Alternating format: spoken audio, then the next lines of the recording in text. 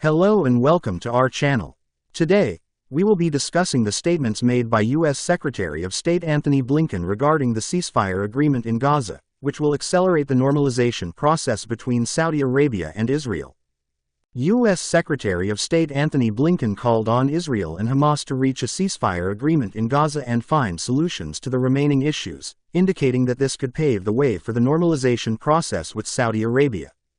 In a press conference in Haiti, Blinken said that he still hopes to sign a normalization agreement between Israel and Saudi Arabia before the end of President Joe Biden's term in January.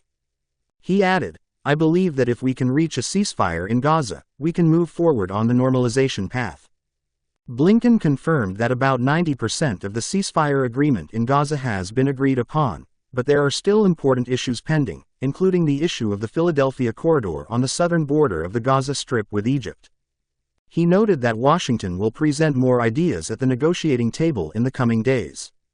Blinken added, "I expect that in the coming days, we will convey our ideas to Israel and they will convey their ideas to Hamas, the three of us, on how to solve the problem." The United States, Qatar, and Egypt are mediating between the two parties. Israel and Hamas are exchanging accusations of obstructing the agreement after 11 months of war, at a time when Israeli Prime Minister Benjamin Netanyahu is facing internal pressure to sign an agreement that would release the hostages who were kidnapped during the attack.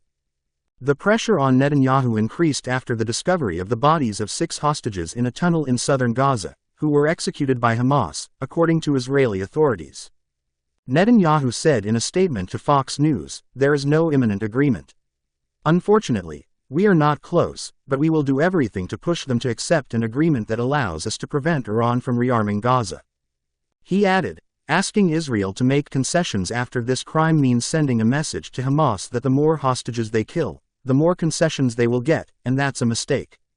However, John Kirby, spokesperson for the National Security Council, contradicted this, saying in response to journalists' questions about the agreement, saying that 90% of the agreement is almost complete is accurate.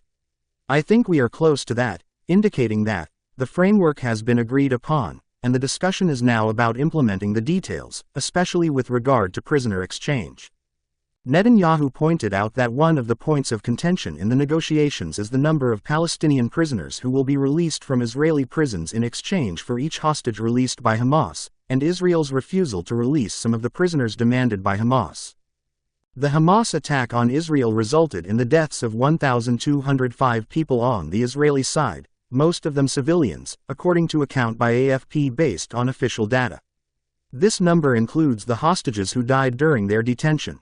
The Israeli bombing campaign and ground operations in the Gaza Strip have killed at least 41,000 people, according to the Hamas Ministry of Health. The United Nations confirms that most of the victims are women and children. Thank you for following us. Don't forget to subscribe, share, and like.